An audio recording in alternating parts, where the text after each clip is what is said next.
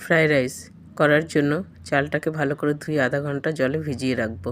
Rice করার জন্য পাত্রে জল বসিয়ে নুন, তেজপাতা, দারচিনি, এলাচ আর সামান্য তেল দিয়ে দিলাম। তেল দিলাম এই জন্যে যাতে রাইসটা খুব ঝরঝরে হবে। এখন একটা প্যানে ঘি দিয়ে দিয়েছি, তার মধ্যে গাজর, বিনস, ক্যাপসিকাম আর কাঁচা লঙ্কা আর দিয়ে দেবো সফট করার জন্য সামান্য নুন এবং স্বাদ অনুযায়ী দিয়ে এগুলোকে খুব ভালো করে ভাজতে থাকবো। আর এদিকে জলটাও গরম হয়ে গেছে, চালটা আমি দিয়ে দিয়েছি। চালটা আমি 80% কুক করে নেব। কুক হয়ে গেছে, জল ঝরিয়ে নেব। এদিকে দেখো ভাজাটাও আমার খুব সুন্দর করে হয়ে গেছে। দিয়ে দিলাম সামান্য চিনি, দিয়ে আর একবার ভালো করে ভেজে নেব। এখন এর মধ্যে দিয়ে দেবো রাইসটা। খুব সুন্দর করে ভাজতে হবে যাতে প্রতিটা রাইসের গায়ে ঘিয়ের কোট হয়ে যায়। ফ্রাইড রাইস কিন্তু আমার ডান, অবশ্যই ট্রাই করো।